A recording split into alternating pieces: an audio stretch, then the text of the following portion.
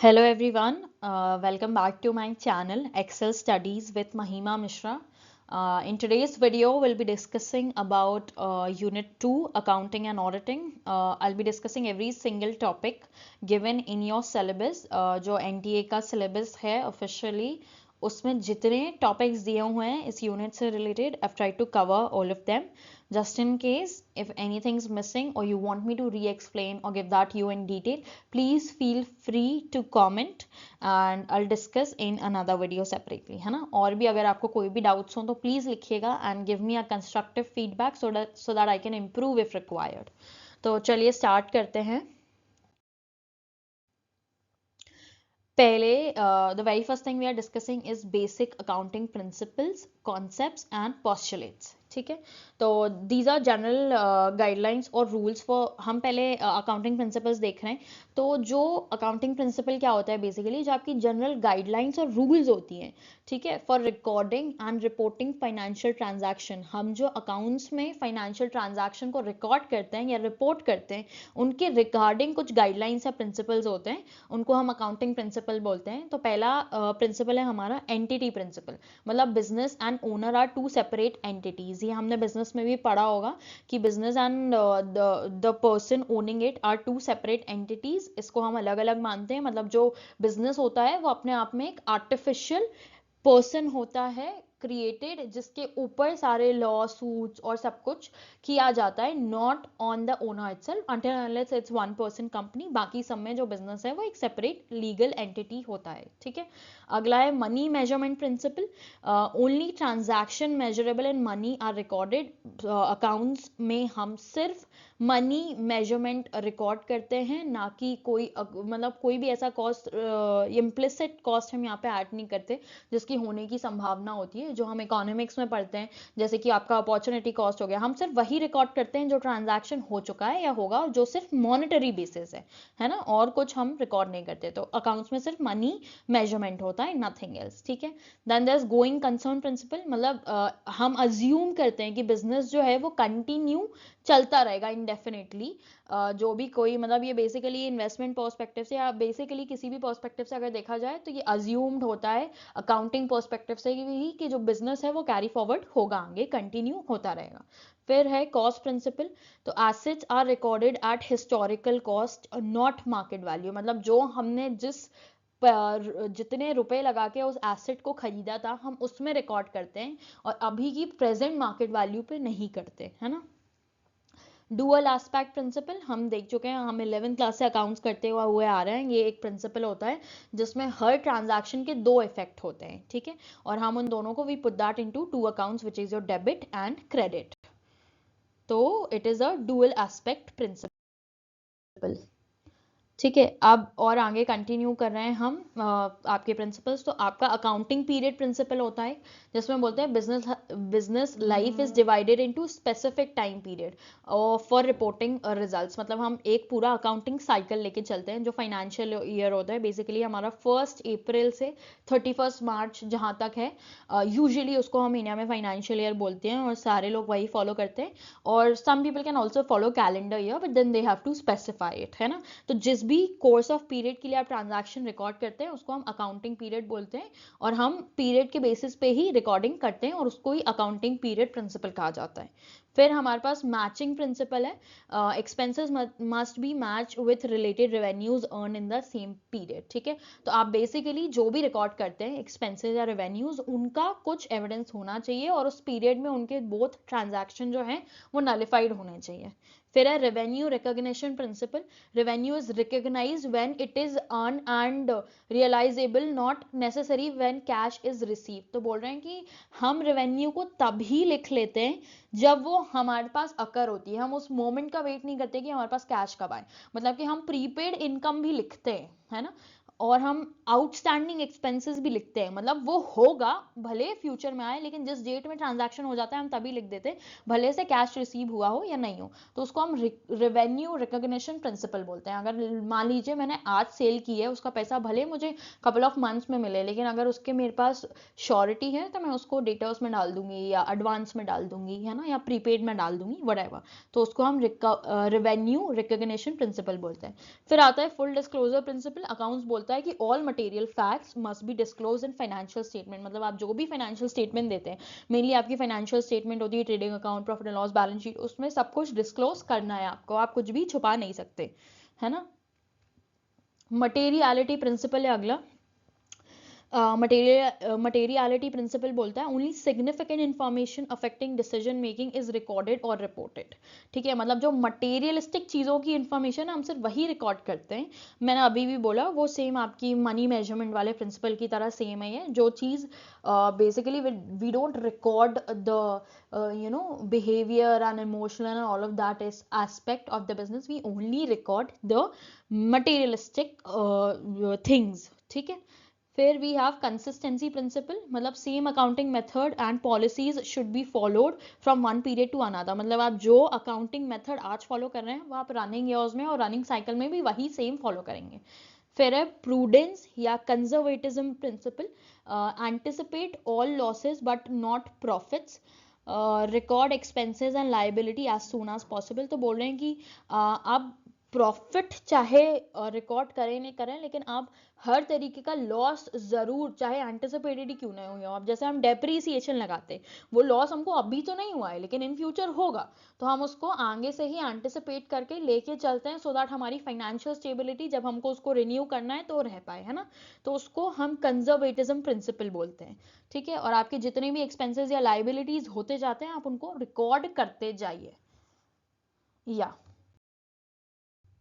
Next we have accounting concepts and postulates. अभी तक हमने प्रिंसिपल देख लिए, अब हम कॉन्सेप्ट्स और पॉस्टुलेट्स देख रहे हैं। बहुत सारे रिपीटेटिव भी हो सकते हैं यहाँ पे, क्योंकि सेम ही चीज़ दोनों जगह होती है, कुछ कुछ को आप कॉन्सेप्ट बोल सकते हो, कुछ को आप पॉस्टुलेट बोल सकते हो, कुछ को आप प्रिंसिपल बोल सकते हो, बट मोर और लेस सेम ही चीज़ है। जैसे बिजनेस एंटिटी कॉन्सेप्ट भी हैव डिस्कस्ड, ठीक है। फिर गोइंग कंसर्न कॉन्सेप्ट भी, अकाउंटिंग पीरियड कॉन्सेप्ट भी, money measurement, dual aspect, accrual concept. Accrual concept नहीं था पहले, तो मैं आपको बता देती हूँ। Revenues are expenses are recorded when they are earned or incurred, not when cash is exchanged। तो यहाँ पे इसको accrual concept भी बोल दिया कि बेसिकली accrued income है, अभी होगी, आगे जाके आएगा वो पैसा।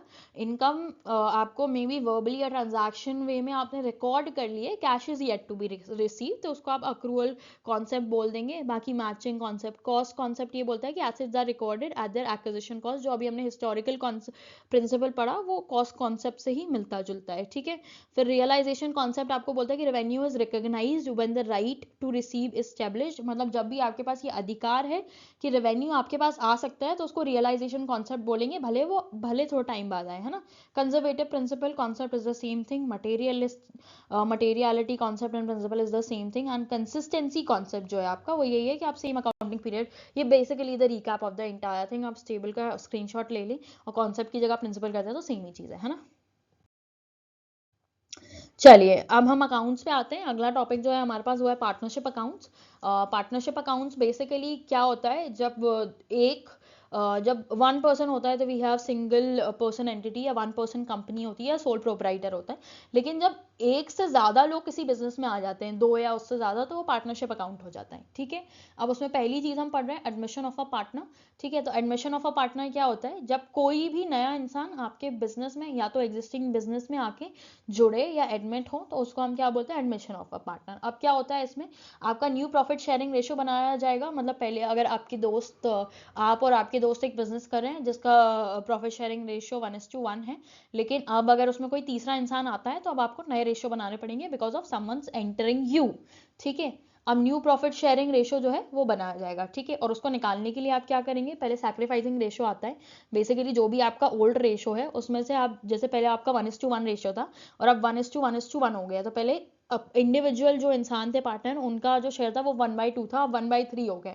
तो सैक्रिफाइसिंग रेशियो क्या होता है, आपका ओल्ड रेशियो जो 1/2 है उसमें से आप माइनस कर देंगे न्यू रेशियो जो 1/3 है, तो आप जितना सैक्रिफाइस कर रहे हो नए पार्टनर को देने के लिए वो आपका शो करने लगेगा, ठीक है। और फिर उसके बाद आप गुडविल एडजस्टमेंट करोगे, मतलब आपने जितना सैक्रिफाइस किया है रेशियो, उस रेशियो में जो नया पार्टनर है वो कंपनसेशन के तौर पे आपकी कंपनी में गुडविल लाके आपको देगा, जो ऑलरेडी ओल्ड जो एग्जिस्टिंग पार्टनर है उनके कैपिटल अकाउंट पे जाके शो करेंगे हम ट्रांजैक्शन में। ये बिल्कुल 12th की अकाउंट्स है, अगर आपको रिकैप नहीं हो तो प्लीज आप ये सुनिए, आपको रिवाइज हो जाएगा, है ना। ये छोटी छोटी डिटेल्स इसलिए इंपॉर्टेंट है क्योंकि एमसीक्यूज में डायरेक्ट आता है, कभी भी आ जाएगा। सैक्रिफाइसिंग रेशियो का फॉर्मूला क्या है, for as a human it's not very important to us कि हम हर एक डिटेल याद रखें, लेकिन ये ऐसा है कि अगर आपको कंसेप्ट क्लैरिटी है, सैक्रिफाइसिंग रेशियो क्या होता है, जो ओल्ड पार्टनर का रेशियो है उसमें से अगर कोई नया एडमिट हुआ है तो नया रेशियो है, ओल्ड में से नया माइनस कर दो तो सैक्रिफाइसिंग रेशियो हो जाएगा।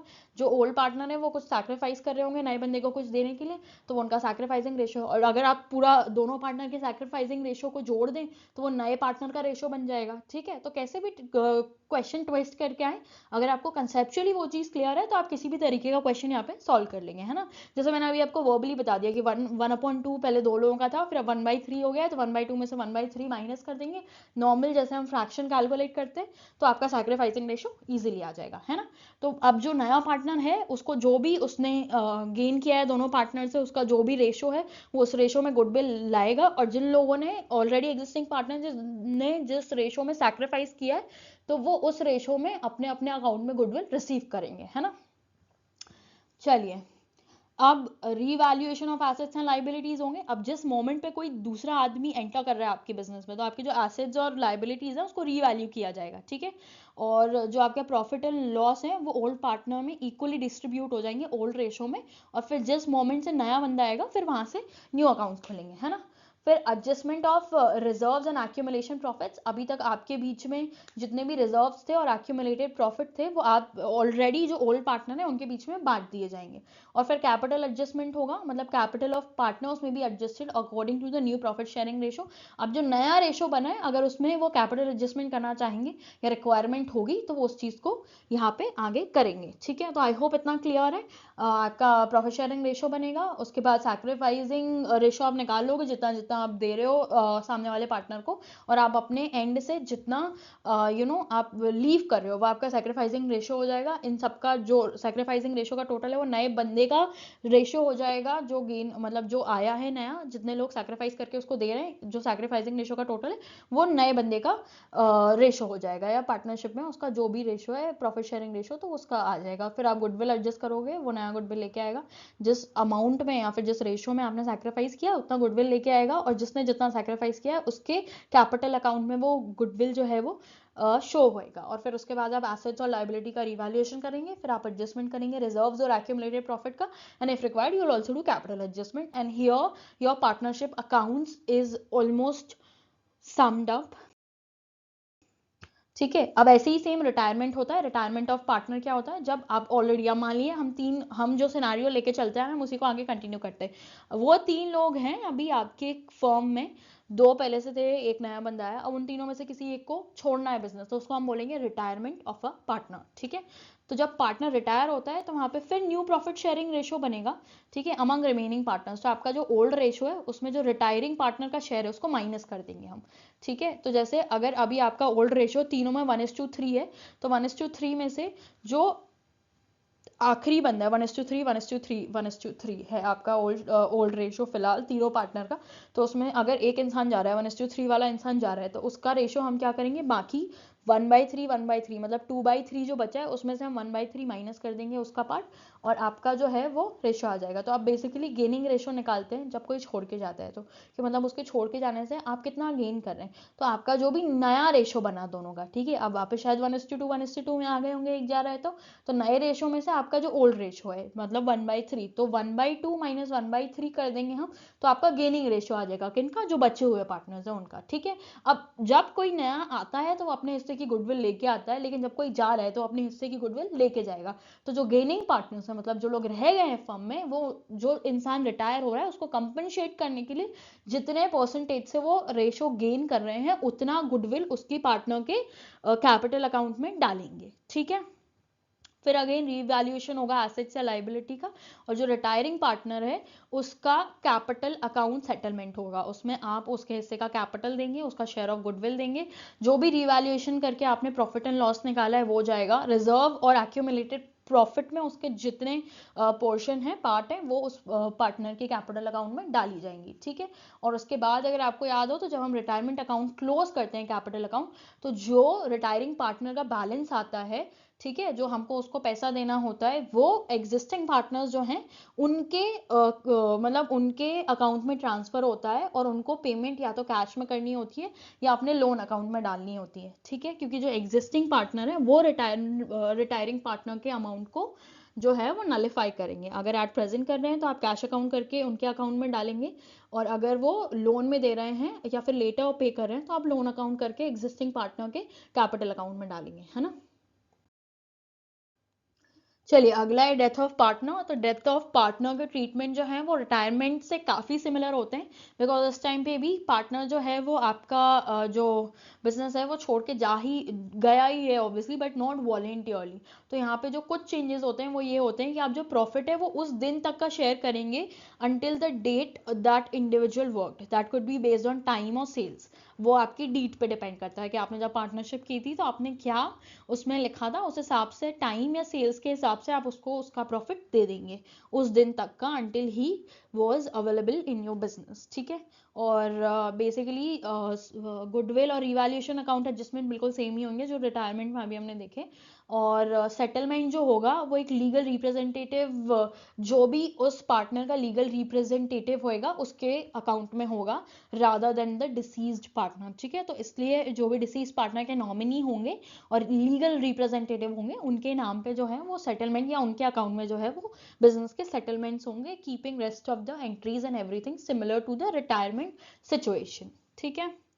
आगे बढ़ते हैं। अब डिसोल्यूशन ऑफ पार्टनरशिप फर्म। अब एक ऐसा सिचुएशन आता है जब आपकी पार्टनरशिप फर्म जो है वो डिसॉल्व हो रही है, डिसोल्यूट हो रही है, मतलब कि बंद हो रही है, ठीक है। अब डिसोल्यूशन ऑफ पार्टनरशिप का मतलब है basically change in relationship. Basically आप जो पार्टनरशिप है वो डिसॉल्व कर रहे हो, आप खत्म कर रहे हो उस पार्टनरशिप को, और ये बिजनेस अब प्रॉबेबली इसके बाद एग्जिस्ट नहीं करेगा, ठीक है। तो डिसोल्यूशन ऑफ फर्म बेसिकली हाँ, ऑल्सो दो तरीके का डिसोल्यूशन होता है। एक होता है डिसोल्यूशन ऑफ पार्टनरशिप। तो बेसिकली क्या होता है, आपकी जो पार्टनरशिप है वो बंद हो रही है, ठीक है, और पार्टनरशिप जो है वो एडमिशन, रिटायरमेंट, इन सारी चीज़ों से भी डिसोल्यूट हो जाती है। लेट्स से कि 4 बंदे हैं, उसमें से 2 रिटायर हो गए, तो जो 2 लोगों के साथ मतलब जो 4 लोगों के साथ पार्टनरशिप थी वो डिसोल्यूट हो के अब सिर्फ 2 लोगों के साथ बनी है।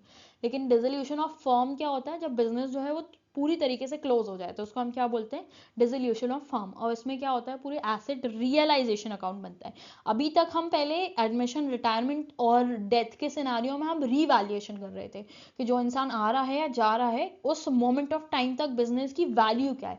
लेकिन अब जब हम पूरी फर्म ही बंद कर रहे हैं तो हम रियलाइजेशन अकाउंट बनाएंगे, जहाँ पे हम एसेट्स और लाइबिलिटीज की जो करंट वैल्यू आज के डेट में वो देखेंगे, जिसमें हम लाइबिलिटीज को पे कर देंगे। अगर आपको याद हो तो हम रियलाइजेशन अकाउंट बनाते थे तो पहले हम राइट हैंड साइड पे पूरे एसेट्स लिखते थे, लेफ्ट हैंड साइड पे पूरी लाइबिलिटीज लिखते थे, फिर राइट हैंड साइड पे लाके पूरे लाइबिलिटीज को पे ऑफ करते थे, और लेफ्ट हैंड साइड पे लाके पूरे एसेट्स का जितना भी बचा हुआ अगर बैलेंस होता था तो वो पार्टनर्स में नीचे डिस्ट्रीब्यूट होता था। और अगर लाइबिलिटीज के लिए पैसा कम पड़ रहा है तो फिर लाइबिलिटीज के नीचे पूरा बैलेंस बच के पार्टनर्स को उतना पैसा बिजनेस में देना पड़ता था टू डिसोल्यूट द फर्म, ठीक है। अब गार्नर और मूरे के रूल से अकाउंटिंग ट्रीटमेंट जो है वो डिसोल्यूशन में चलते हैं। तो उसमें आपका वही रियलाइजेशन अकाउंट बनता है, जिसमें आप अपना जो भी आप अपने एसेट्स और लाइबिलिटीज को बेचने वाले हो उसका रिकॉर्ड बनाते हो, ठीक है। और जो आपके रियलाइजेशन में, मतलब कि आपके बिजनेस को बंद करने के टाइम पे एसेट्स या लाइबिलिटीज को नलिफाई करने के बाद अगर प्रॉफिट बचता था या लॉस बचता था तो वो कैपिटल बैलेंस में जाके सेटल हो जाता था, और उसमें हम कैश पेड और रिसीव्ड फ्रॉम पार्टनर्स लिख के खत्म कर देते थे। मतलब अगर लाइबिलिटीज ज़्यादा हैं तो आप जो है कैश रिसीव करेंगे पार्टनर से to wind up the business, और अगर लाइबिलिटीज आपकी कम है, एसेट्स ज़्यादा थे और पैसा बचा है, तो आप पार्टनर्स को वो कैश पे करके कैश अकाउंट से और बिजनेस को क्लोज कर देंगे, है ना।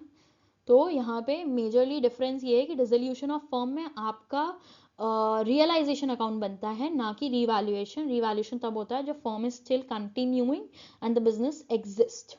तो फर्दर ऑनवर्ड की आपके जो भी सेटलमेंट्स के लिए आप रिवैल्यू करके वो मोमेंट पे जो भी पार्टनर को लेके जाना है वो देके और फिर आप अपना बिजनेस कंटिन्यू करते हैं। लेकिन अगर आप बिजनेस वाइंड अप ही कर रहे हैं तो वहाँ पे आपको रियलाइजेशन अकाउंट बनाना पड़ेगा, और प्रॉफिट एंड लॉस अगर बच रहा है कुछ तो you will distribute among the partners in their ratios, and if नहीं बच रहा है और आपको रिक्वायरमेंट है to nullify the liabilities, so then partners will bring in more cash to pay whatever the liabilities are left with according to their ratios and respectively, है ना। So this was about dissolution of the firm.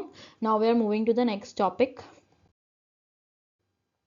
Yeah, which is insolvency of partners. So if one or more partner become insolvent, insolvent का मतलब है हवाला हो जाना किसी का, हवाला दिवाला जो भी होता है। तो बेसिकली क्या है कि जब जो बिजनेस है वो ठप हो गया है, मतलब अब उसके पास पैसा ही नहीं बचा है, दिवाला निकल गया है, दे कांट रन इट, ठीक है, और उसको इंसॉल्वेंसी बेसिकली डिसोल्यूशन, जब आप अपनी मर्जी से बिजनेस बंद कर रहे हैं। इंसॉल्वेंसी मतलब जब कोर्ट के पास से ऑर्डर आता है कि अब आपको बिजनेस जो है वो इंसॉल्व, आपका बिजनेस इंसॉल्वेंट हो चुका है, या तो वो एक पार्टनर की वजह से हुआ है या दोनों पार्टनर की वजह से हुआ है, जो भी है, तो आप कोर्ट आपको नोटिस भेजेगा कि you have to shut your business down, and जो भी आपके लाइबिलिटीज बन रहे हैं आप उसको जितने भी टाइम फ्रेम में है वो कोर्ट से सेटलमेंट होता है और आपको वो पेमेंट करनी होती है, ठीक है। तो इंसॉल्वेंट पार्टनर का जो कैपिटल है वो जो सॉल्वेंट पार्टनर होता है वो भरता है। लाइक जस्ट इन केस दो पार्टनर्स हैं एक कंपनी में, एक का दिवाला उठ गया, तो उसके हक का जो कैपिटल है या जो भी कस्टमर, अब क्या होता है इसमें इंसॉल्वेंसी का केस कोई भी कर सकता है, आप जनरली खुद भी कर सकते हो, कोर्ट को अपील कर सकते हो कि we are insolvent, we need time now, या फिर जो आपके क्रेडिटर्स हैं, डेटर्स हैं, ये लोग जाके आपकी कंप्लेन कर सकते हैं, जहाँ से कोर्ट से आपको नोटिस आ जाता है। अब जस्ट इन केस अगर एक पार्टनर ही इंसॉल्वेंट हुआ है और दूसरा सॉल्वेंट है, तो वो जो है वो इंसॉल्वेंट पार्टनर का जो कैपिटल डेफिसिट है या जो पैसे वो नहीं भर पा रहा है वो सॉल्वेंट पार्टनर भरेगा, ठीक है। जो भी उसका इंसॉल्वेंट पार्टनर का प्रॉफिट शेयरिंग रेशियो था उस रेशियो में जाके सॉल्वेंट पार्टनर जो है वो उसको बॉन्ड करेगा या झेलेगा, ठीक है। And if all partners insolvent, मतलब अगर एक भी सॉल्वेंट है तो जो सॉल्वेंट है वो झेलेगा, और अगर दोनों ही इंसॉल्वेंट हैं, ठीक है, तो फॉर्म क्या होगी, डिसॉल्व हो जाएगी, और एसेट जो है आपके फिर रियलाइज होंगे फॉर क्रेडिटर सेटलमेंट। आप जेन्युइनली इनको बंद नहीं कर रहे हो, बेसिकली लोग आपकी कंपनी को बेच के अपना पैसा निकालने की कोशिश करेंगे अगर दोनों पार्टनर या दो से ज्यादा जितने भी पार्टनर हैं सब इंसॉल्वेंट हो गए। तो अगर एक आधी पार्टनर इंसॉल्वेंट हुआ है तो जो बाकी बचे पार्टनर्स हैं वो उसका पैसा जो है लोगों का, क्रेडिटर्स का, चुका के अपना बिजनेस कैरी ऑन कर सकते हैं। लेकिन अगर सब इंसॉल्वेंट हो गए हैं तो फर्म जो है वो डिसॉल्व हो जाएगी और एसेट रियलाइज करके क्रेडिटर का सेटलमेंट किया जाएगा, ठीक है। अब यहाँ पे गार्नर वर्सेस मूरे रूल कहता है कि if any partner become insolvent and his capital account shows a debit balance deficiency, it will be borne by the solvent partner in the ratio of their last agreed capitals, that is the same thing which I've told you above, है ना। चलिए, चलिए अभी तक हमने partnership accounts discuss करे और उसमें सारे सारे जो एलिमेंट्स होते हैं उसकी बात की। Now we are moving forward to corporate accounting, ठीक है। कॉर्पोरेट अकाउंटिंग जो है वो शेयर्स, डिबेंचर, इन सारी चीज़ों में डील करती है। और जो पहला टॉपिक हम पढ़ रहे हैं that is issue of share. तो company issues share to raise capital, मतलब जब कंपनी जो है वो अपने आईपीओज निकालती है, या बेसिकली अभी तक जब प्राइवेट फंडिंग कर रही थी उसके बाद अब वो क्या करिए अपना जो है वो अपना इक्विटी रेज करने के लिए, पैसा रेज करने के लिए अपने फर्म को जो है वो शेयर मार्केट में डालती है फॉर द फर्स्ट टाइम, या फिर ऑलरेडी एग्जिस्टिंग होती है, उसके भी मार्केट होता है प्राइमरी सेकेंडरी, डिस्कस करते हैं उसको हम आगे अगर आता तो बेसिकली जब भी शेयर कंपनीज उठाती हैं तो उनकी जो अकाउंटिंग प्रोसीजर्स होती हैं दैट इज कॉर्पोरेट अकाउंटिंग, और वो अभी हम देखते हैं। तो जो types of issue of share होते हैं, किस किस तरीके से जो है शेयर जो है वो इशू करे जाते हैं, तो पहला तो एट पार होता है। एट पार मतलब जो आपका इशू प्राइस होता है वही आपके शेयर का फेस वैल्यू होता है, मतलब कि अगर फेस वैल्यू 10 है तो इशू प्राइस भी 10 ही होगा, ये बिल्कुल नॉर्मल प्राइस होती है, बेसिक प्राइस, ठीक है। फिर एक इशू होता है एट प्रीमियम। एट प्रीमियम में क्या होता है, when the issue price is more than the face value, मतलब the extra amount premium is credited to security premium reserve which is a capital reserve. तो बेसिकली कंपनी क्या करती है, अगर 10 रुपये का शेयर होता है तो उसको 12 रुपये में इशू करती है, और जो 2 रुपये होते हैं वो सिक्योरिटी प्रीमियम रिजर्व में जाके रिकॉर्ड होता है ना। जैसे कि अगर मान लिए वही द सेम थिंग जैसे मैंने अभी बताया आपको, 10 का शेयर है और अगर 12 में इशू करी है तो जो 2 रुपये है वो प्रीमियम है, and premium can be use only for specific purposes under law, like issue of bonus shares, writing of expenses etcetera, ठीक है। उसका जो यूज़ होता है वो ऑलरेडी स्पेसिफिकली मैंशनड होता है लॉ के अंदर, और आप सिर्फ उसी तरीके से कर सकते हैं, ठीक है। और आखिरी जो मेथड है इशू करने का वो है एट डिस्काउंट, जहाँ पे जो इशू प्राइस है वो उसके फेस वैल्यू से कम होता है। ये generally is not allowed except in special cases like sweat equity shares issued to employees for services और नोन हाउ, ठीक है। अगर आप किसी जान पहचान के लोगों को करते हैं इशू, या फिर आप अपने एम्प्लॉयज को स्वेट इक्विटी देते हैं, sweat equity means part in your ownership, through discounted rates, वैसे ही होता है। I think most of the cases it's not available for general public, ठीक है।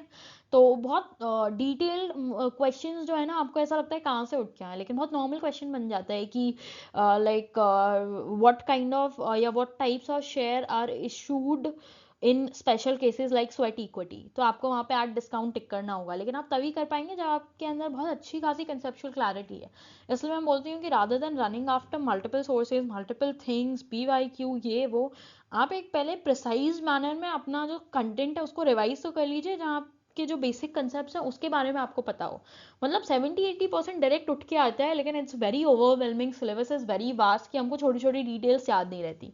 इसलिए प्लीज मतलब just right, pen down little details, and majority of your papers comes from this only. And problem लोगों को कहाँ आती है, जब वो क्वेश्चन देके कंफ्यूज हो जाते हैं, हाँ एट पार भी पढ़ा है, प्रीमियम भी पढ़ा है, डिस्काउंट भी पढ़ा है, लेकिन एकदम से क्लिक नहीं करता है कि व्हाट इज दिस फॉर, है ना। उसके बाद what are the methods of issue. तो पहला आपका है पब्लिक इशू। पब्लिक इशू जब आपका आईपीओ होता है, तो IPO is basically when shares are offered to general public, and इसमें प्रोस्पेक्टस आता है पहले, जहाँ पे आपको उस कंपनी के बारे में पूरी डिटेल पता चलती है। और फिर उसके बाद जो है आप उसको सब्सक्राइब कर सकते हो, मतलब प्रोसेस होते हैं ना, subscription, allotment, call money etcetera. और फिर अगर फुल पेमेंट है एक बार में, तो आप वैसे वैसे करके शेयर को जो है वो बाय कर सकते हैं, सेल कर सकते हैं। फिर आता है प्राइवेट प्लेसमेंट। तो share are offered to a selected group of investors या इंस्टीट्यूट, ठीक है। और इसमें क्या होता है, ये आईपीओ से बहुत ज़्यादा फास्ट होता है, क्योंकि आपको पता है कि आप एक टारगेटेड इन्वेस्टमेंट कंपनी को अपने शेयर्स बेच रहे हो और आपके पास तुरंत पैसा आ जाएगा, ठीक है। अब एक होता है राइट इशू। राइट इशू उन लोगों के लिए होता है, जैसे फॉर एग्जांपल कोई सी भी फर्म है, जैसे डाबर है, तो उनके ऑलरेडी आईपीओज निकले हुए हैं, ठीक है। They already have lot of people buying their share. तो वो अगली बार जब शेयर इशू करते हैं, तो they'll not do it to new people, they'll not bring IPO anything like that. लेकिन जो ऑलरेडी उनके एग्जिस्टिंग इन्वेस्टर्स हैं, वो सिर्फ उन लोगों के लिए शेयर इशू करते हैं, तो उसको राइट इशू बोलते हैं, ठीक है। इसमें कोई नया इंसान पार्टिसिपेट नहीं कर सकता। जिसके पास उस फर्म के एग्जिस्टिंग शेयर्स होंगे, वो सिर्फ उस उनके लिए ही इशू करे जाते हैं, है ना। फिर आता है bonus issue. These are free shares to share holders from reserves. तो बेसिकली जब आप फ्री शेयर होल्डर्स को दे देते हैं फॉर रिजर्व पर्पसेज या व्हाटएवर, और एज कंपेयर टू लाइक उनके इंसेंटिव्स को बढ़ाने के लिए, अगर आप उनको फ्री में शेयर होल्डर्स को फ्री में शेयर्स देते हैं, तो उसको हम बोनस इशू बोलते हैं, ठीक है। अब उसके बाद जो जब भी हम अकाउंटिंग करते हैं शेयर कैपिटल की, तो उसमें स्टेजेस होते हैं। आपने अकाउंट्स में 12th में ज़रूर पढ़ा होगा इसको। तो पहले एप्लीकेशन मनी आता है, मतलब अगर लेस से, अगर मैं आपको एक क्विक रिकैप दूं, तो अगर 10 रुपए का शेयर है, तो प्रॉबेबली जो इशूअर है वो आपसे पहले 2 रुपए मांगेगा एप्लीकेशन मनी के लिए। फिर अलॉटमेंट मनी के लिए आपको प्रॉबेबली 3 रुपीज़ पर शेयर, 5 हो गए ऑलरेडी, बचे हुए 5 आपको कॉल मनी की तरह मांग सकते हैं। और फिर अगर आपने पूरा कर दिया तो इट्स डन। और वो चाहे आपको कितने ही कॉल में पैसे मंगा सकते हैं, फर्स्ट कॉल, सेकेंड कॉल, और जो आखिरी कॉल होएगा उसको हम फाइनल कॉल बोलते हैं, है ना।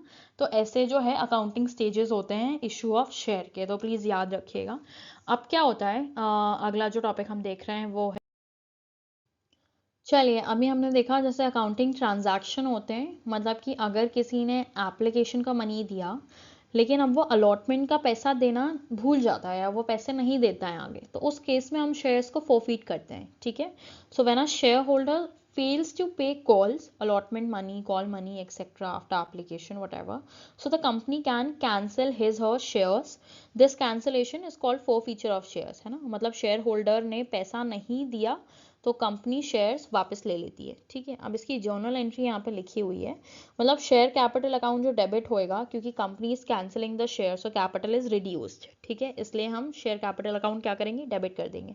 शेयर फोरफीचर अकाउंट में हम वो अमाउंट लिखेंगे जो हमको ऑलरेडी रिसीव हो चुका है, the amount already received from the share holder, ठीक है। एंड इसमें हम प्रीमियम इंक्लूड नहीं करते, this because a gain of the company until the forfeited share are reissued, क्योंकि अगर हम उसको रीइशू करेंगे तो आगे हम फोरफीचर अकाउंट से वो मनी उठा लेंगे। तो बेसिकली अभी आपको मैंने पीछे एग्जांपल दिया कि अगर कोई इंसान जो है एप्लीकेशन मनी देता है, एप्लीकेशन मनी 2 रुपए का है, ठीक है, और उसमें बेसिकली अभी 2 शेयर फोरफीचर अकाउंट में क्या अमाउंट जाएगा, अगर नंबर ऑफ शेयर 100 थे और पर शेयर उसने 2 रुपए पे किया है, तो 200 रुपीज के शेयर जो है वो हमने फोरफीट कर दिए है, 2 शेयर फोरफीचर अकाउंट में जाएगा वो।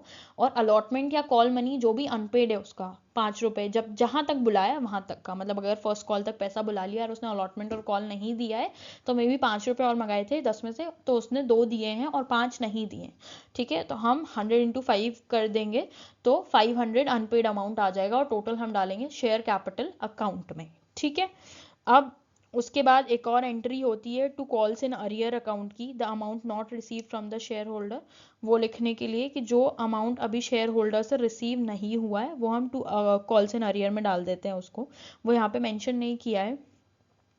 एक्चुअली क्या होता है, to share forfeiture account में डालने के बाद ये जो आपका टू शेयर अलॉटमेंट कॉल वाला अकाउंट है, इसको आप टू कॉल्स इन अरियर भी बोल सकते हैं। टू कॉल्स इन अरियर मतलब कि वो पैसा जो हमको मंगाना था लेकिन हमको अभी तक मिला नहीं है, ठीक है। तो उसको आप यहाँ पे to shares allotment call account में लिखा हुआ है, अनपेड अमाउंट कॉर्नर में लिखा हुआ है, लेकिन हम बहुत जगह ट्रांजैक्शन करते टाइम यहाँ पे टू कॉल्स इन अरियर भी लिखते हैं इसको, है ना।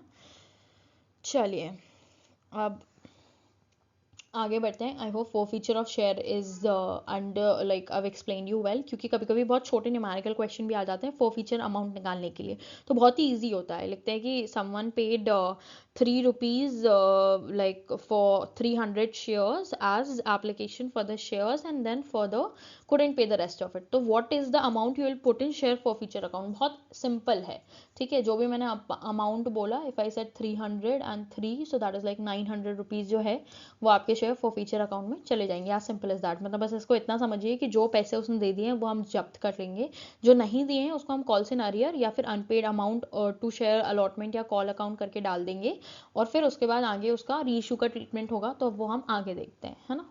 और टोटल जो उसका अमाउंट है, जो नहीं मिले और जो मिले थे जब्त कर लिए, उसका टोटल जाएगा शेयर कैपिटल अकाउंट में।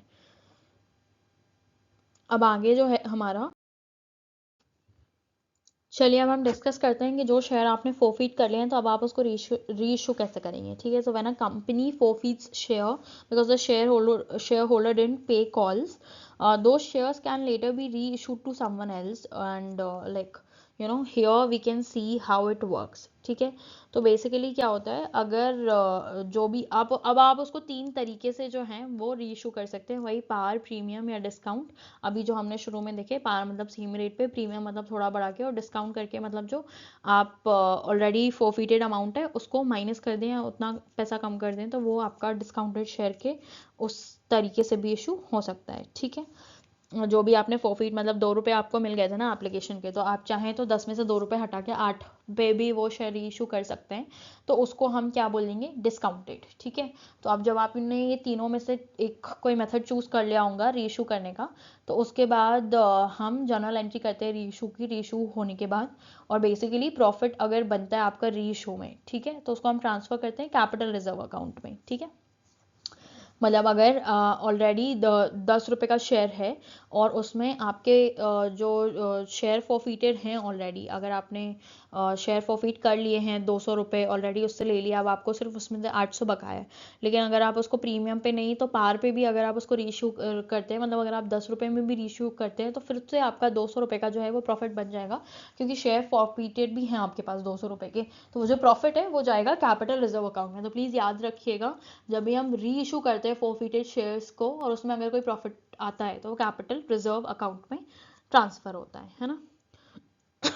अब एक बार आप एंट्री देख लीजिए, bank account debit, share forfeiture account debit, to share capital account, to security premium account. अब अगर आप जो शेयर है उसको फोरफीटेड में फोरफीट करके बेच रहे हैं तो डिस्काउंट जो है वो हम डेबिट साइड पे शो करेंगे, लेकिन अगर आप प्रीमियम में बेच रहे हैं तो हम मतलब अगर 10 रुपये का शेयर ऑलरेडी आपने 200 रुपये फोरफीट करे हुए हैं, उसके बाद भी आप उसको कितना 12 रुपये में बेच रहे हैं, 2 रुपये प्रीमियम आप री इशू करते टाइम भी ले रहे हैं, तो वो सिक्योरिटी प्रीमियम अकाउंट करके प्रीमियम में शो होगा, है ना।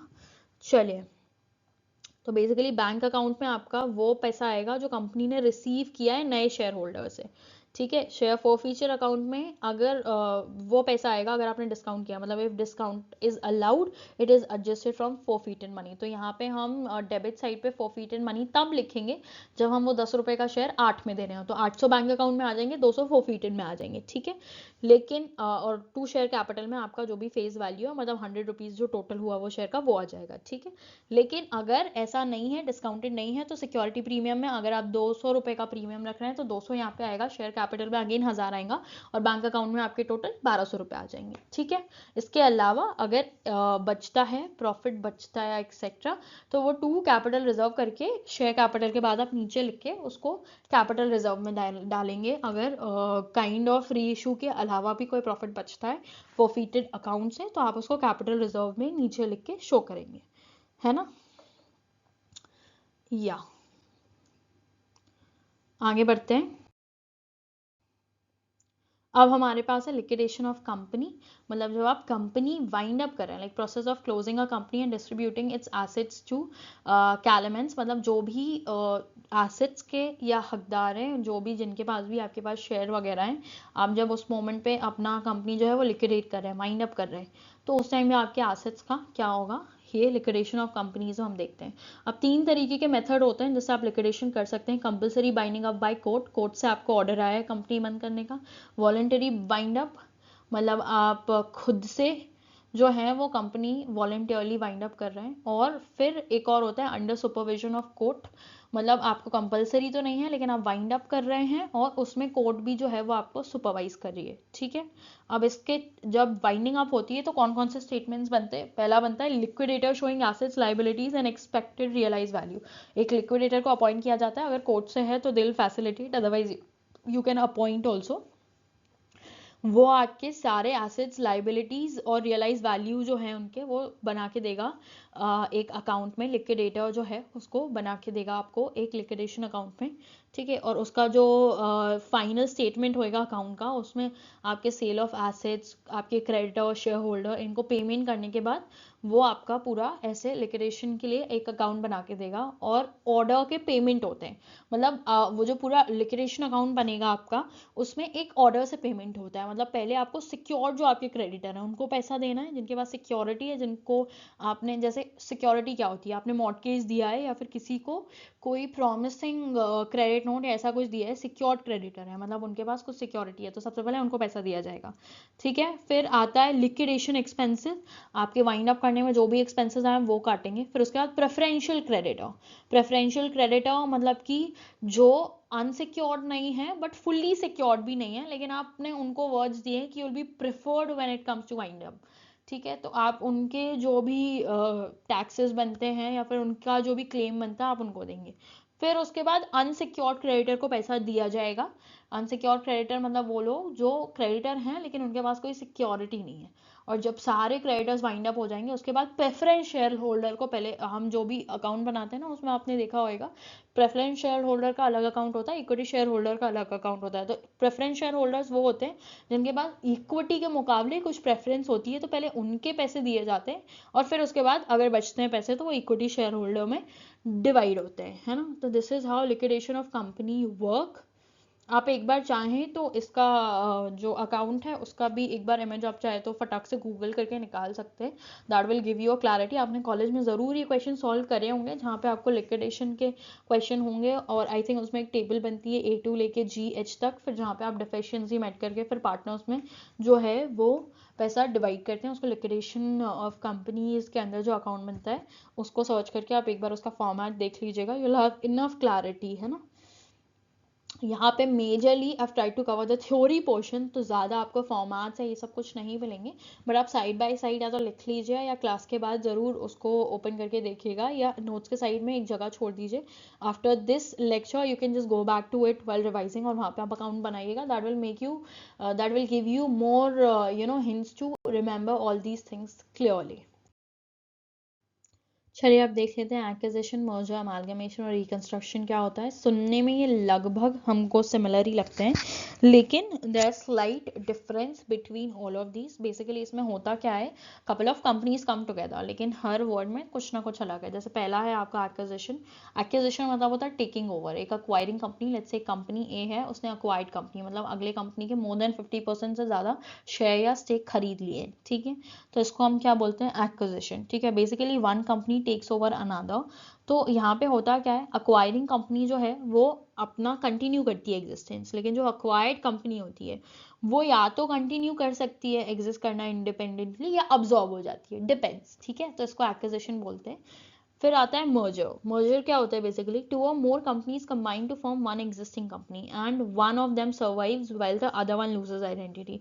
तो क्या होता है, यूजुअली म्यूचुअल डिसीजन से लोग साथ में आते हैं, ठीक है, और उसमें से मेजरली ये होता है कि जो सर्वाइविंग कंपनी होती है वो अपना नाम रखती है और एग्जिस्टेंस रखती है, और जो दूसरी कंपनी उसमें मर्ज हो रही है वो अब्जॉर्ब हो जाती है, ठीक है। तो बेसिकली क्या होता है, एक कंपनी जो है वो दूसरी कंपनी को अब्जॉर्ब कर लेती है यहाँ पे, तो उसको हम मर्जर बोलते हैं।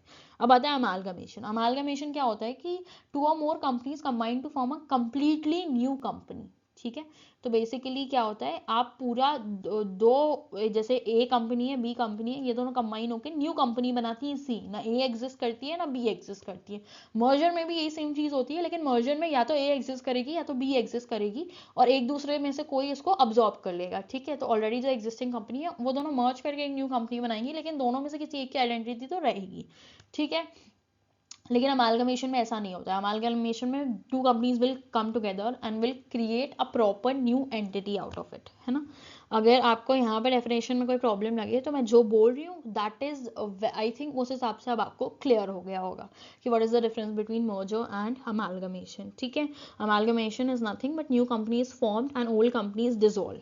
चलिए आगे देख लेते हैं। अगर bye market value I mean basically जो अभी उस प्रेजेंट कंपनी का जिसको आप अक्वायर कर रहे हो उसकी नेट एसेट वैल्यू पर शेयर क्या है, ठीक है। मतलब basically that is based on the ratio of shares and net asset value पर शेयर ऑफ ईच कंपनी, ठीक है।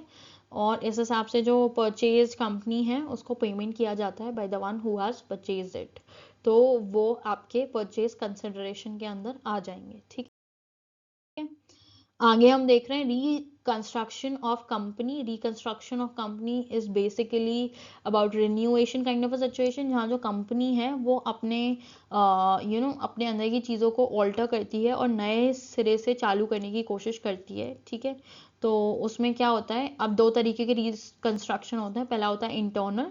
तो इंटरनल रिकंस्ट्रक्शन में आप अपने कैपिटल को और ऑल्टर करते हो, चेंज करते हो, मतलब मे बी आप प्रपोर्शन चेंज कर दो, वट एवर द पार्टनरशिप, जिस भी तरीके का कैपिटल कॉम्पोजिशन था आप उसको ऑल्टर कर दे रहे हैं, और फिर उसके बाद आपके एसेट्स का रीवैल्यूएशन कर रहे हैं, मतलब what is the value of your assets at present, ठीक है। और उसके बाद आप चाहें तो you can reduce the share capital, depends, basically altering capital के अंदर ही आ जाएगा ये सब कुछ, ठीक है।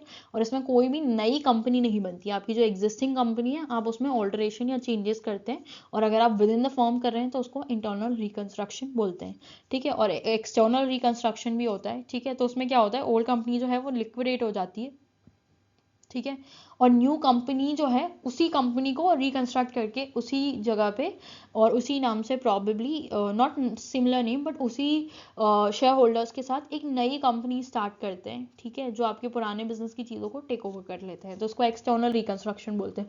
मतलब अगर आप रिकंस्ट्रक्शन करें बिना कंपनी को वाइंड अप करें या क्लोज करें, लिक्विडेट करें, तो उसको इंटरनल रिकंस्ट्रक्शन बोलते हैं। लेकिन अगर आप रिकंस्ट्रक्ट करें, पूरे नए सिरे से बनाएं और उसको लिक्विडेट भी कर दें और फिर प्रॉपरली रिकंस्ट्रक्ट करें, तो उसको एक्सटर्नल रिकंस्ट्रक्शन बोलते हैं।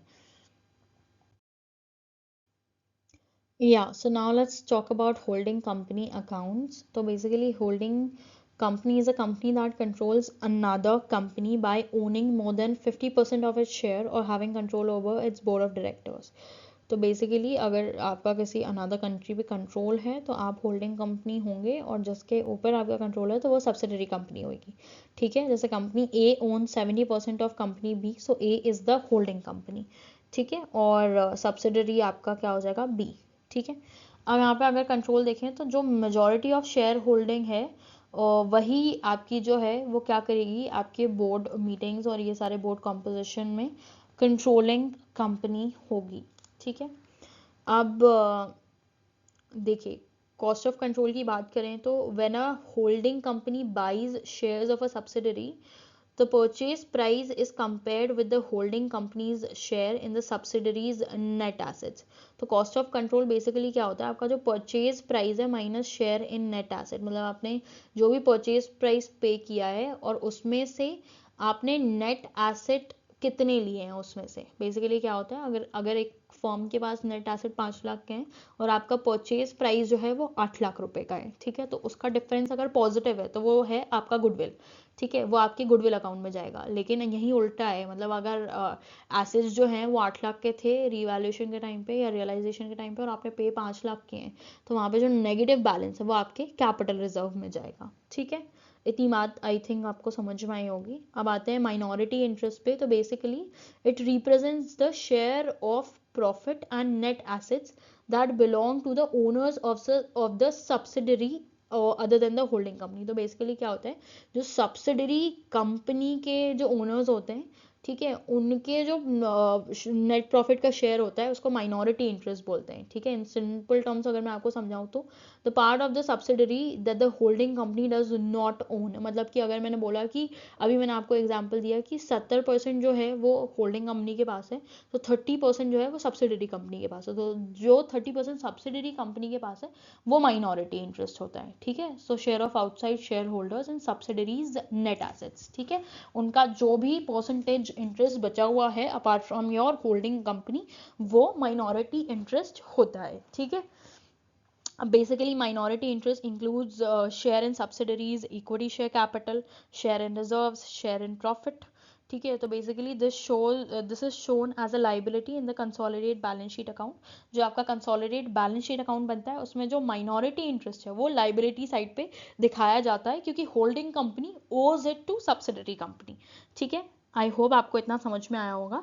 अब कंसोलिडेट बैलेंस शीट की बात कर लेते हैं। Consolidate balance sheet is a single financial statement that combines the assets and liabilities of the holding company plus those of the subsidiary company।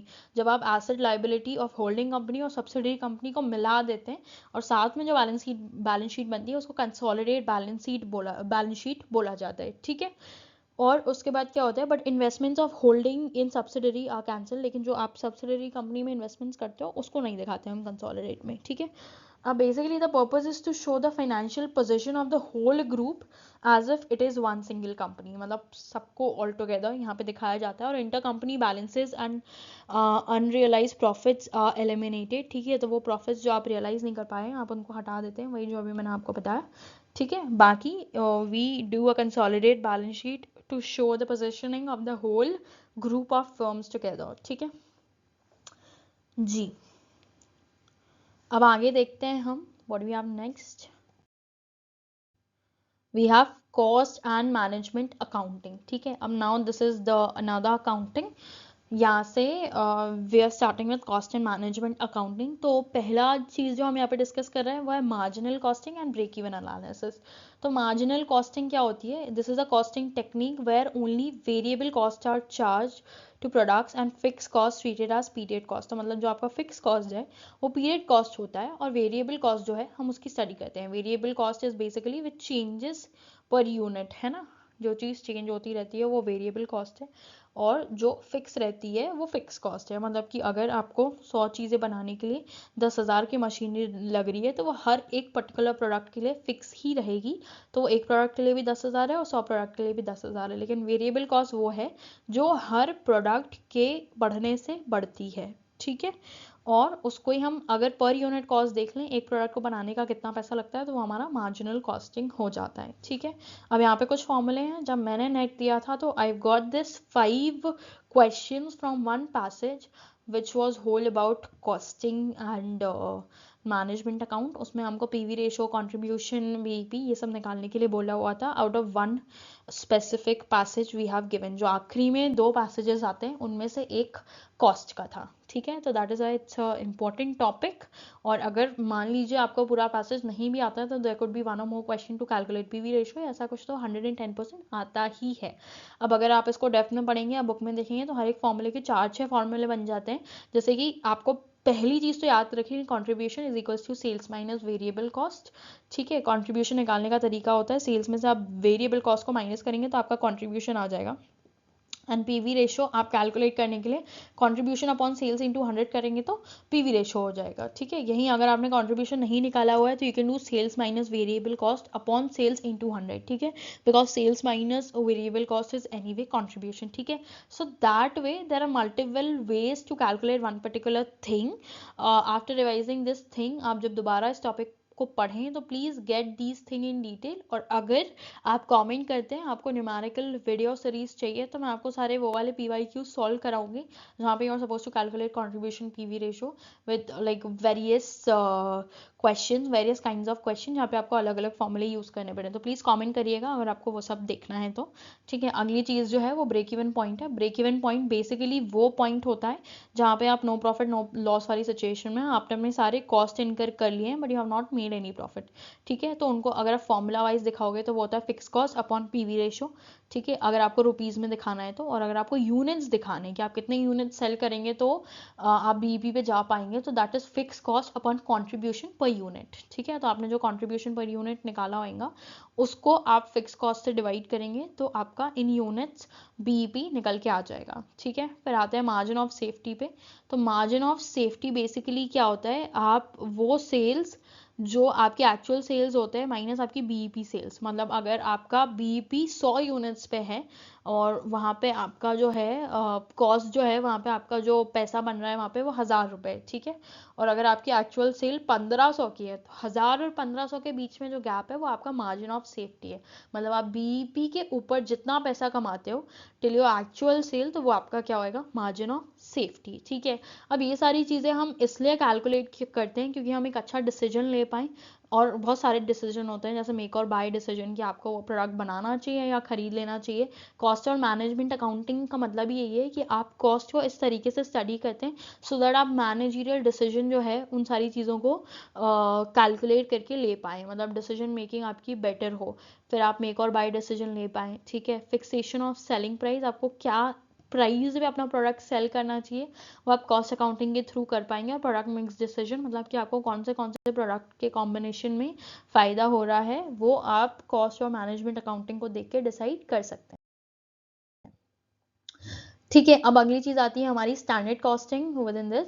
तो स्टैंडर्ड कॉस्ट का मतलब होता है कि आप pre determine cost for each element, मतलब आप जो अपने प्रोडक्शन में जो मटेरियल यूज़ करने वाले हैं, लेबर यूज़ करने वाले हैं, ओवरहेड मतलब जो आपके एक्स्ट्रा एक्सपेंसेस हैं, उन सारी चीज़ों को आप जब प्री डिटरमाइन करते हो, प्री कैलकुलेट करते हो तो उसको हम क्या बोलते हैं, स्टैंडर्ड कॉस्टिंग, ठीक है।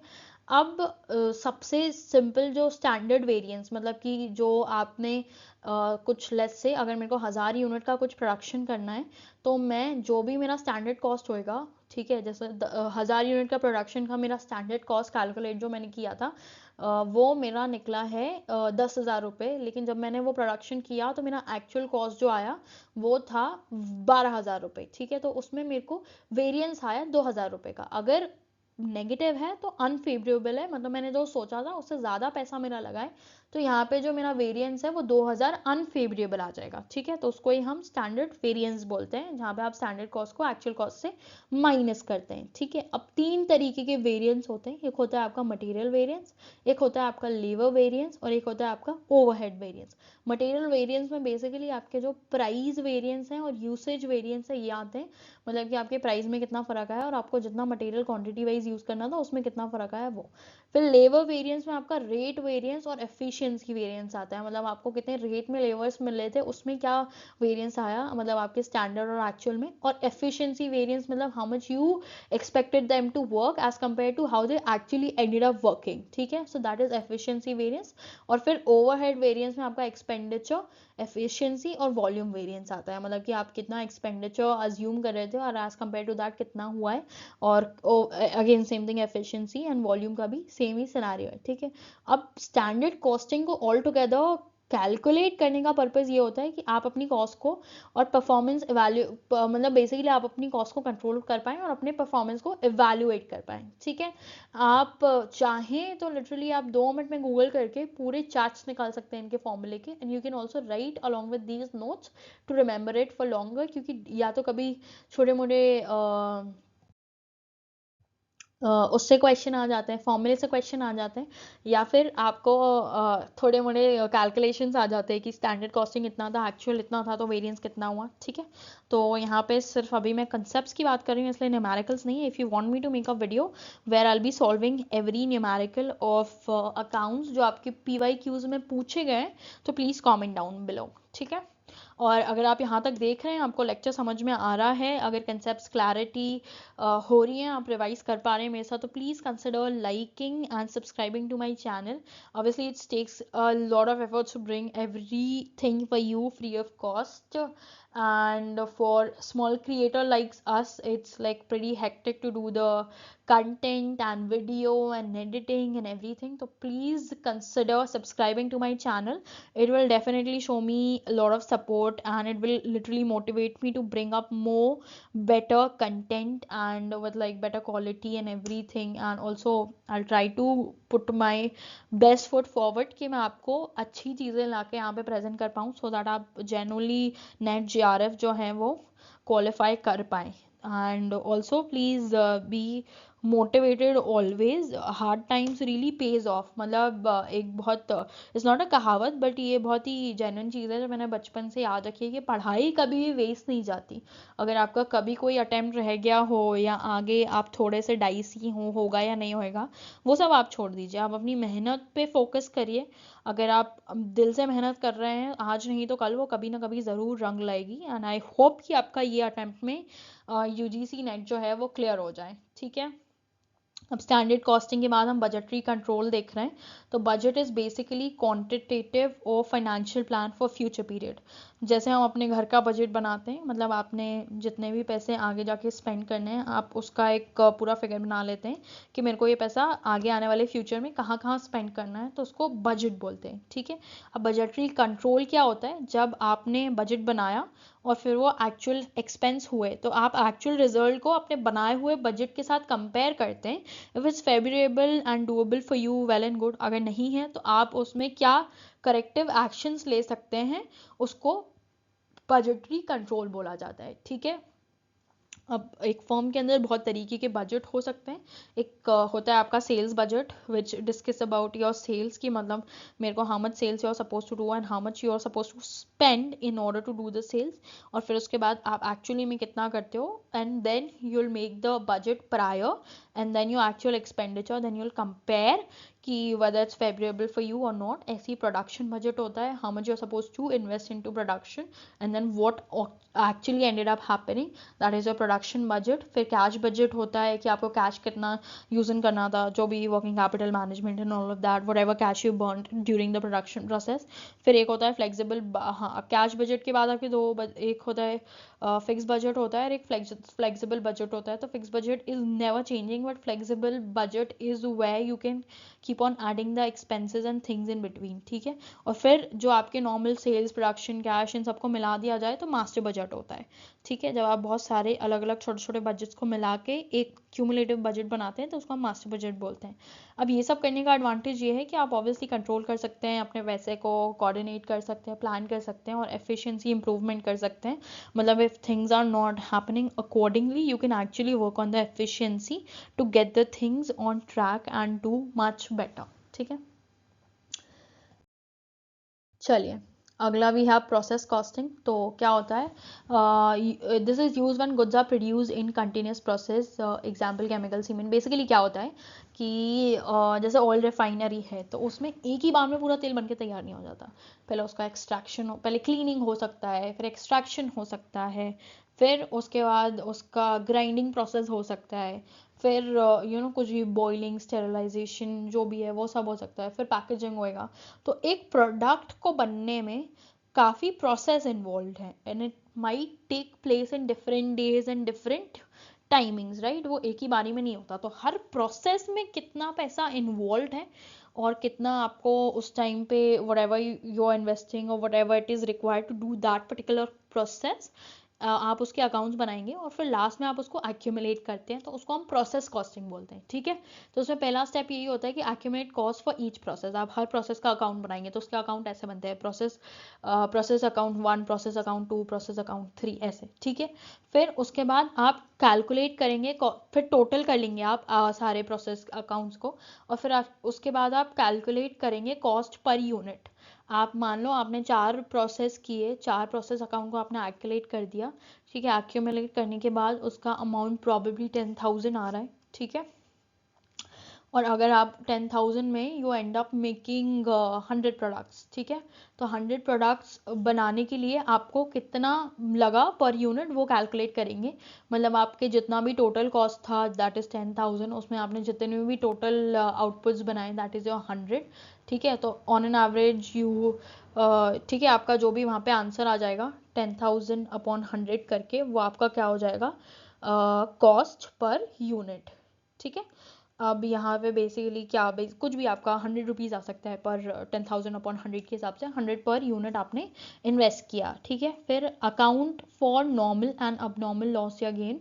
बेसिकली अगर आपको इन प्रोसेस के बीच में कोई अनडिफाइंड लॉस होता है या गेन होता है जिसके आपके पास कोई वो नहीं है, लेकिन अकाउंट बनाने के बाद आपको लॉस दिख रहा है किसी साइड पे, और लाइक अगर एक्स्ट्रा पैसे बच रहे हैं आपके तो उसको अब नॉर्मल, मतलब अनएक्सप्लेन लॉस है या अनएक्सप्लेन प्रॉफिट है तो उसको अब नॉर्मल लॉस बोलेंगे, ठीक है, या अब नॉर्मल गेन बोलेंगे। तो अब नॉर्मल लॉस का फॉर्मूला यही होता है कि आपका जो एक्चुअल लॉस है उसमें से जो नॉर्मल लॉस, अगर आप जैसे क्या होता है आपको पता होता है कि इतना सर्टेन अमाउंट तो वेस्ट जाता ही जाता है, तो आपका जो एक्चुअल लॉस है उसमें से जब आप नॉर्मल लॉस माइनस कर दोगे उसके बाद भी अगर लॉस बचता है तो वो आपका क्या है, अब नॉर्मल लॉस है, मतलब अनएक्सप्लेन लॉस है, ये पता नहीं कहाँ हुआ लेकिन हो गया है, ठीक है।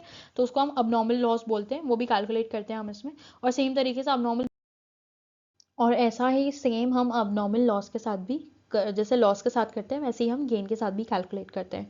मतलब अगर नॉर्मल गेन से ज़्यादा अनएक्सपेक्टेड गेन्स आ जाते हैं तो उसको हम अब नॉर्मल गेन कहते हैं, ठीक है। अब आते हैं एक्टिविटी बेस्ड कॉस्टिंग पे। और activity based costing is a costing method that assigns overheads to products based on the activities performed and the cost drivers that measures those activity. Basically क्या होता है, एक पर्टिकुलर प्रोडक्ट को बनाने के लिए उसको किन किन एक्टिविटीज से गुजरना पड़ता है, ठीक है, कौन कौन सी एक्टिविटी यूज करके वो प्रोडक्ट बनेगा, और उस एक्टिविटी हर लाइक इंडिविजुअल एक्टिविटी करने में कितना कॉस्ट लग रहा है उसको एक्टिविटी बेस्ड कॉस्टिंग बोलते हैं, ठीक है। लेट्स से अगर कोई क्लोथिंग मैन्युफैक्चरिंग कंपनी है तो आप उसमें पर्टिकुलर एक्टिविटी को देखोगे कि पहले जो है वो क्लोथ कटिंग होता है और उसके लिए you need particular kind of machinery setup. तो ये क्या हो जाएंगे अब स्टेप्स में देखा जाए तो आप पहले जो है मेजर एक्टिविटीज हैं वो उनको डिफाइन करेंगे। जैसे क्लोथ बनाने के लिए आप कटिंग, स्टिचिंग, फिनिशिंग, ये 3 मेजर एक्टिविटीज हो गई, ठीक है। अब इनके जो कॉस्ट ड्राइवर्स है, मतलब आपको कटिंग के लिए कितना सेटअप चाहिए, कितना लेबर चाहिए ये, ठीक है, स्टिचिंग के लिए कितना सेटअप क्या चाहिए, मशीनरी, उसका लेबर, ये ओवरहेड्स एक्सेट्रा, रॉ मटेरियल जो भी आपको चाहिए वो, ठीक है। और उसके बाद फिनिशिंग के लिए भी आपको कौन कौन सी मशीनरीज चाहिए, क्या सेटअप चाहिए, क्या ओवरहेड एक्सपेंसेस चाहिए, ये। तो ये आपके ड्राइवर, मतलब जो भी आपके एक्टिविटी ड्राइवर्स हैं जो जिस चीज़ को लेके आपका प्रोडक्ट जो है वो बन पाएगा उसको आप डिटरमाइन कर लोगे। फिर उसके बाद हर एक्टिविटी में आपको कितना कॉस्ट इनकर्ड होएगा, ठीक है, आप उसको रेट्स में कैलकुलेट करेंगे, ठीक है। और उसके बाद आप हर एक्टिविटी का जो रेट है वो असाइन कर देंगे, ठीक है। जिसके बाद जब वो प्रोडक्ट वो एक्टिविटी से गुजर के बनेगा तो आप बाद में एक्चुअली कंपेयर कर पाओगे कि आपने जो रेट असाइन किया है with in that whether it is produce और नॉट, ठीक है। अब इसका एडवांटेज ये होता है कि आप जो भी प्रोडक्ट बना रहे हो आप इसको बहुत एक्यूरेट तरीके से जो है वो कंट्रोल कर सकते हो कॉस्ट को, ठीक है, क्योंकि आपको पता होएगा कि आपकी प्रोडक्ट की कॉस्टिंग क्या है when it is going through various activities, ठीक है। तो उसको एक्टिविटी बेस्ड कॉस्टिंग बोलते हैं। और ये उसके स्टेप्स हैं जो कभी कभी सीक्वेंसिंग वाले क्वेश्चन में बहुत आ जाते हैं, और आजकल यूजीसी नेट में ऐसा देखा गया है कि सीक्वेंसिंग के क्वेश्चंस आर लाइक बॉम्बिंग। आप कोई भी पीवाईक्यू उठा के देखोगे आराम से there 20-30 even maximum questions are either about sequencing or putting that into order। तो उसमें ऐसी चीज़ें आपको, और बहुत माइनर सा डिफरेंस होता है इन 1 or 2 थिंग्स जिसकी वजह से आपका जो सीक्वेंसिंग पैटर्न है वो कई बार गलत चला जाता है even after you know that thing very much. तो इसलिए if you know the steps of, मतलब that is why I included steps and everything in majority of the concept so that आप उस तरीके से जो है वो क्वेश्चंस को बाद में अप्रोच कर पाएँ। तो कॉस्टिंग फॉर डिसीजन मेकिंग में यही सारी चीज़ें आती हैं कि आप कॉस्टिंग को यूज़ करते हैं मैनेजरियल डिसीजन लेने के लिए। जैसे कि अगर आपको ये प्रोडक्ट खुद से बनाना चाहिए या बाहर से खरीदना चाहिए, जो आपको सस्ता पड़ेगा वो करोगे क्योंकि आपने उस चीज़ की ऑलरेडी कॉस्टिंग कर ली है। Whatever is beneficial for you will do that, ठीक है।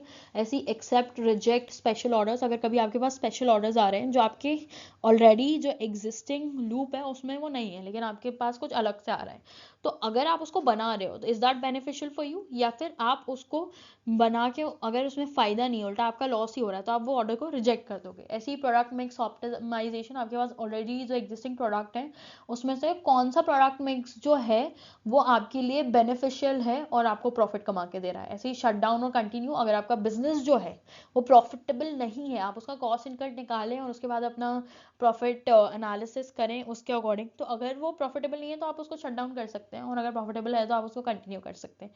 ठीक है, और use of relevant cost and contribution analysis is the की, और ये सब करने के लिए आपको अपना जो भी रेलेवेंट कॉस्ट है वो देखना है, और कंट्रीब्यूशन मतलब कहाँ पे कितना पैसा आप कंट्रीब्यूट हो रहा है आपका, और आप उसको किस तरीके से एनालाइज कर रहे हो। This is the key to do decision making through costing, है ना। चलिए अब आगे बढ़ते हैं।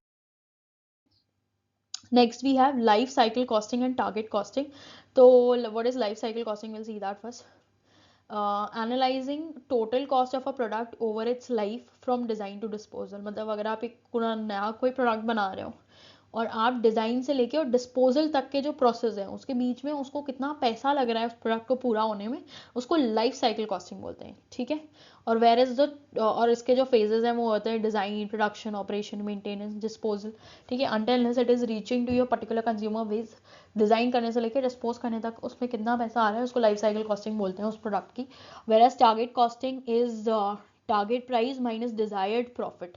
ठीक है, टारगेट कॉस्टिंग वो कॉस्टिंग होती है जहाँ पे आपने एक किसी प्रोडक्ट का टारगेट प्राइस जो है वो रखा हुआ है और उसमें से आप अपना डिजायर्ड प्रॉफिट माइनस करें तो आपका टारगेट कॉस्ट आता है। जैसे कि अगर आपने सोचा है कि मुझे 500 रुपये किसी से किसी प्रोडक्ट पे कमाना है, ठीक है, तो आपका जो भी टारगेट प्राइस है लेट्स से कि जो भी लेट्स से 800, और उसमें आपका जो प्रॉफिट एडेड है वो है लेट्स से 500, तो आपका जो वहाँ पे टारगेट कॉस्ट आ जाएगा वो होएगा 300। ठीक है, अब this is use in competitive markets to design product within cost limits to achieve profit goals. मतलब ऐसे मार्केट में यूज किया जाता है जहाँ पे कंपटीशन इतना ज़्यादा होता है कि बहुत ही मार्जिनल प्रॉफिट आप वहाँ पे स्कोर कर सकते हो, तो you will figure out the entire costing process along with your desired profit to get it done watching the competition in the market. ठीक है,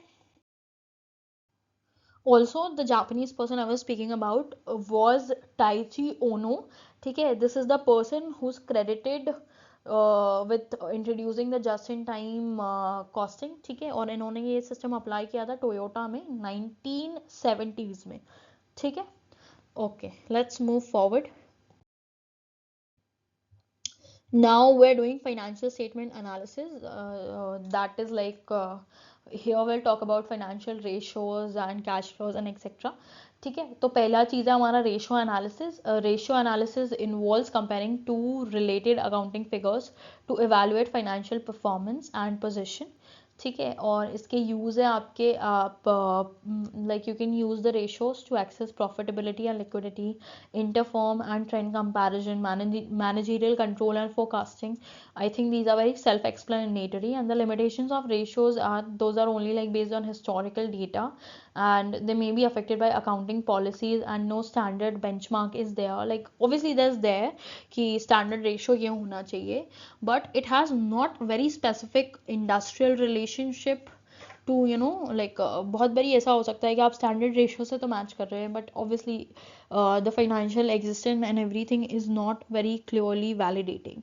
ठीक है, so that is why it is a limitation. आगे देख, चलिए ये table पे सारे रेशियोज हैं। पहले दो रेशियोज जो है that is in inside liquidity ratio, तो इसमें आपका करंट रेशियो आता है, क्विक रेशियो आता है। Current is your current asset upon current liability, quick is your quick asset upon current liability.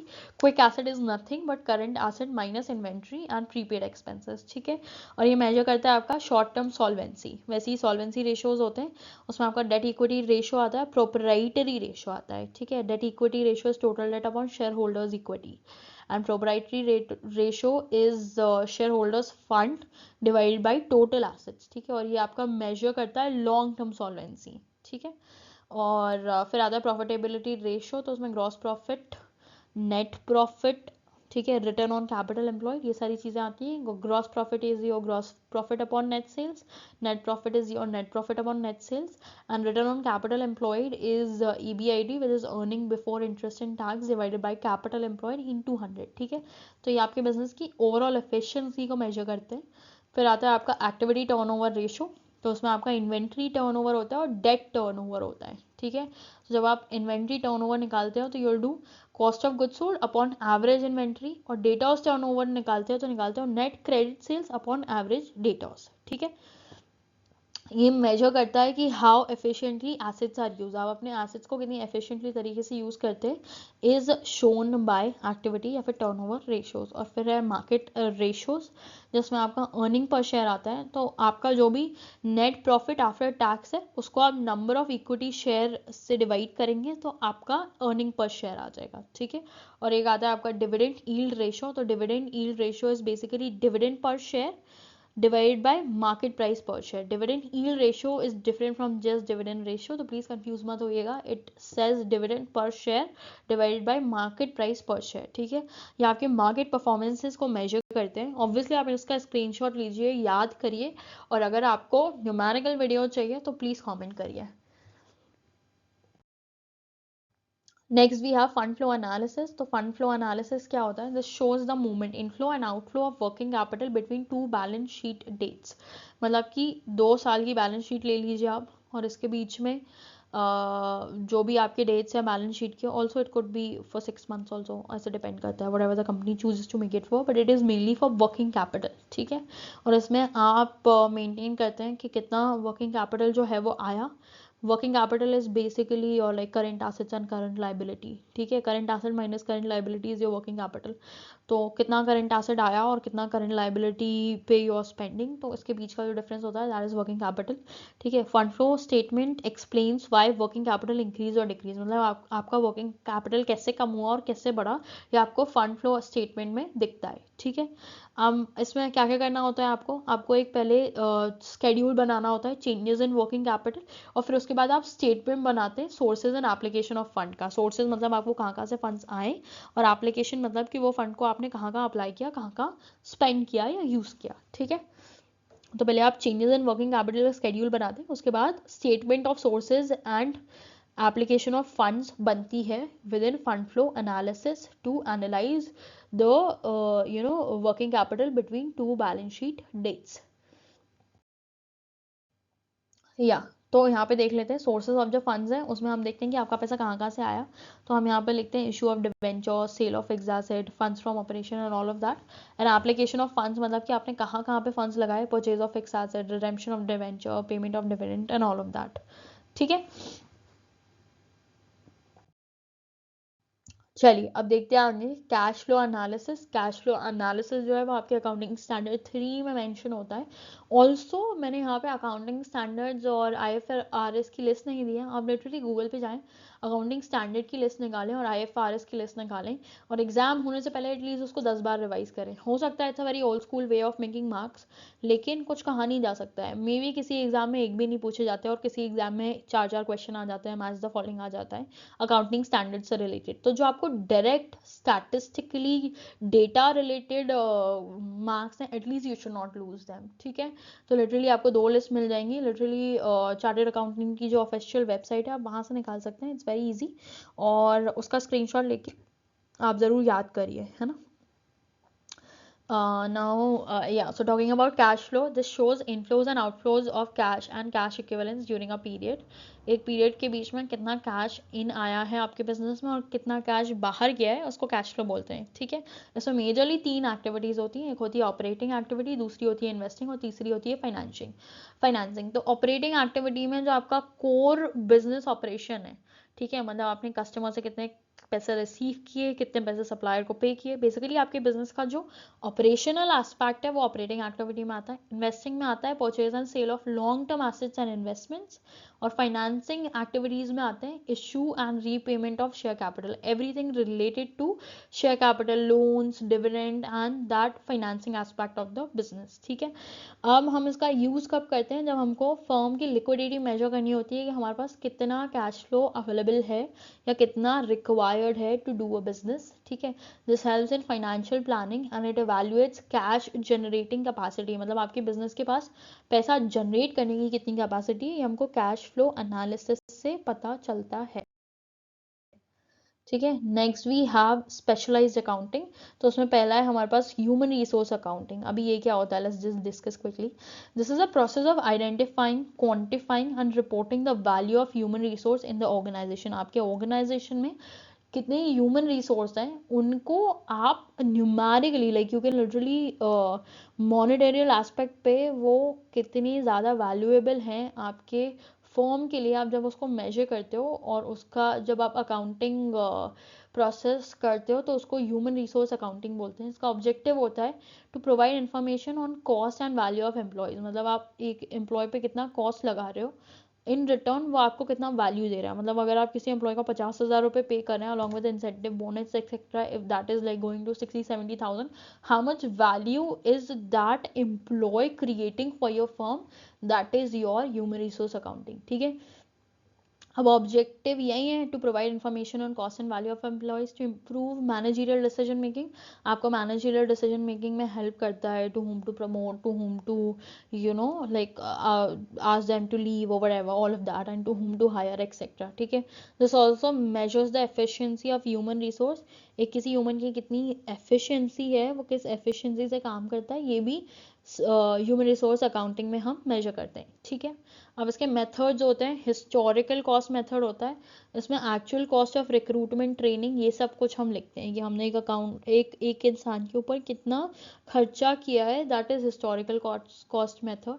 एक होता है रिप्लेसमेंट कॉस्ट मेथड, मतलब cost to replace existing employee. अभी जो काम कर रहा है अगर आप उसको रिप्लेस करना चाहते हो तो how much cost you require to replace this present employee, that is your replacement cost method.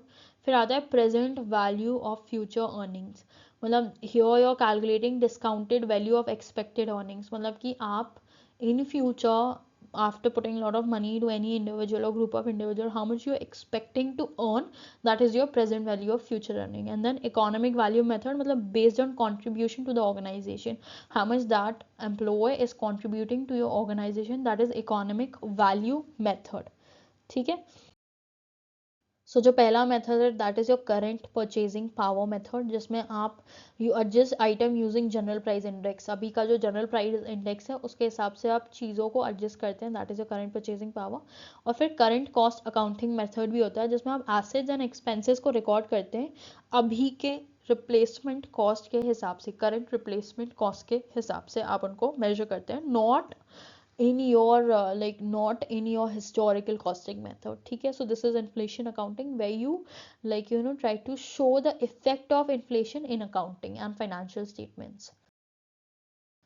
फिर आता है आपका environmental accounting, जिसमें आप this is a system of accounting that includes environmental cost and benefits in the financial statements. ठीक है। अब environmental accounting के कंपोनेंट्स हो जाते हैं इन्वायरमेंटल कॉस्ट, मतलब आपका जो भी वेस्ट मैनेजमेंट है, पोल्यूशन कंट्रोल है, आपको बेसिकली इन्वायरमेंटल एस्पेक्ट से अकाउंटिंग में कितना खर्चा आ रहा है वो इन्वायरमेंटल अकाउंटिंग के अंदर जाएगा। मतलब कि अगर आपकी कोई लीगल ऑब्लिगेशन है, क्लीन अप कॉस्ट है, ड्राइव्स हैं, अगर आप किसी इन्वायरमेंटल मतलब नेचुरल रिसोर्स या इको फ्रेंडली टेक्नोलॉजी यूज़ करने के लिए अगर आपको मशीनरी चेंज करनी पड़ रही है, ठीक है, ये सारी चीज़ें जो आपको इन्वायरमेंट को प्रोटेक्ट करने के लिए अकाउंटिंग होती है उसके अंदर उसको इन्वायरमेंटल अकाउंटिंग बोलते हैं, जिसके अंदर मेजरली इन्वायरमेंटल कॉस्ट, लाइबिलिटीज या एसेट्स आती हैं। ठीक है। एसेट्स के अंदर वो टेक्नोलॉजी आ जाएंगी जो आप इन्वायरमेंट फ्रेंडली हो, लाइबिलिटीज के अंदर लीगल ऑब्लिगेशंस आ जाएंगे और कॉस्ट के अंदर waste management and all of that. ठीक है। अब इसका पर्पस ये होता है कि आप सस्टेनेबल डेवलपमेंट को प्रमोट करें, identify environmental impact on business activities and encourage eco efficiency. ठीक है। Also, yeah, so the reporting disclose in sustainability और corporate social responsibility report, इसको हम वहाँ पे जाके disclose करते हैं। CSR जो हमने I think पहले कल की फर्स्ट यूनिट में ही डिस्कस किया है, what is CSR, yeah. Then we have Indian accounting standards ISN and IFRS। यहाँ पे मैंने कुछ जनरल थ्योरी डाली है। Again I think I don't have the list here, तो प्लीज़ उसका स्क्रीनशॉट लेके ज़रूर पढ़िएगा। तो Indian accounting standards are converged standards based on IFRS notified by ministry of corporate affair. ये आपको मिनिस्ट्री ऑफ कॉर्पोरेट अफेयर के थ्रू जो है पब्लिश्ड है। ठीक है। Under the companies Indian accounting standard rule 2015। ठीक है। इनका ऑब्जेक्टिव ये है कि ग्लोबल कंपैरेबिलिटी रहे, ट्रांसपेरेंसी रहे, रिलायबिलिटी रहे, कंसिस्टेंसी और रिपोर्टिंग में। और IFRS जो है वो आपके वो इंटरनेशनल फाइनेंशियल रिपोर्टिंग स्टैंडर्ड्स हैं, ठीक है, जो इशू करता है इंटरनेशनल अकाउंटिंग स्टैंडर्ड बोर्ड, ठीक है। अब इसका पर्पस ये है कि ग्लोबल अकाउंटिंग यूनिफॉर्मिटी और कंपैरेबिलिटी को मेंटेन करना इन फाइनेंशियल रिपोर्टिंग, ठीक है। अब क्योंकि हमारे पास बहुत सारी MNCs हैं और अगर हम सिर्फ इंडियन अकाउंटिंग स्टैंडर्ड्स को फॉलो करते हैं तो internationally sometime it gets very difficult to maintain harmony when it comes to MNCs and other companies working globally. That is why we also have IFRS and role which is given to us by International Accounting Standard Board, ठीक है। Benefits are there, please read it out. Obviously it attracts foreign investment, enhances transparency and easier consolidation of multinational companies. अब आते हैं auditing पे। Auditing क्या होता है? Auditing is the independent examination of financial information of an entity to express an opinion on whether the financial statements give a true and fair view on its financial position and performance. मतलब अब आपने इतनी accounting कर ली, but who is telling you whether it's true और not? मतलब कोई भी इजीली टैक्स बचाने के लिए कुछ भी कर सकता है ना, गलत अकाउंट्स दे सकता है या फिर may be he is not doing it correctly, ठीक है। अब जहाँ तक सवाल है very small firms who are out of the eye of taxation and everything, लेकिन जहाँ पे बड़ी कंपनियों का सवाल है वहाँ पे auditing plays a very important role, because यहाँ पे आपके कंपनी का इंडिपेंडेंट एग्जामिनेशन होता है फाइनेंशियल इन्फॉर्मेशन जो भी आपने प्रोवाइड किया, फाइनेंशियल स्टेटमेंट्स वगैरह का, ठीक है, जो कि कंपलसरी होता है after a particular threshold auditing कराना, ठीक है। अब इसका प्राइमरी ऑब्जेक्टिव तो यही होता है to express an opinion on the truth and fairness of financial statement.